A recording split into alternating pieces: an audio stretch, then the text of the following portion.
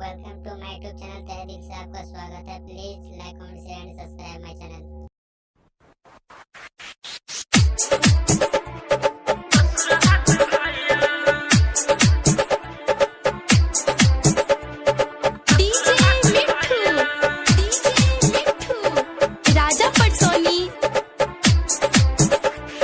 शादी तू कैलू पियवा के पैलू छोड़ी के हमके ससुरा तू गइलू।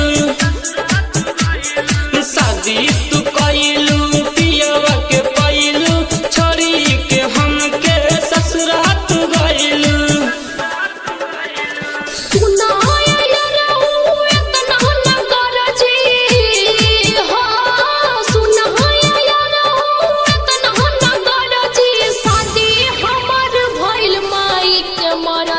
शादी तू कैलू पियवा के पैलू छोड़ी के हमके ससुरा तू गइलू। शादी तू कैलू पियवा के पैलू छोड़ी के हमके ससुरा तू गइलू। राजा पटसोनी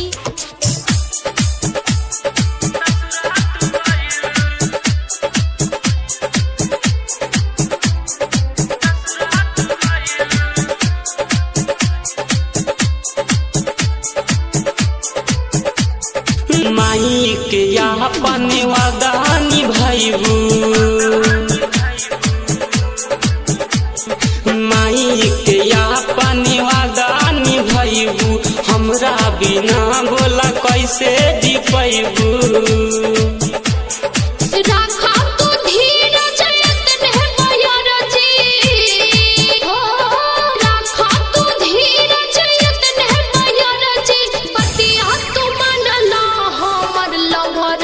शादी तू कैलू पियवा के पैलू छोड़ी के हमके ससुरा तू गइलू।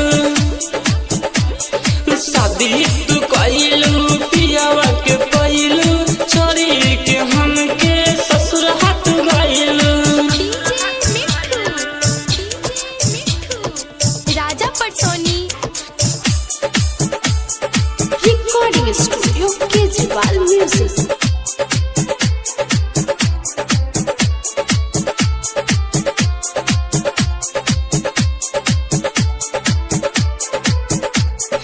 काल्हे हो जाई तोहर विदाई। काल्हे हो जाई तोहर विदाई। लडला राजीव बोला कैसे जी पाई।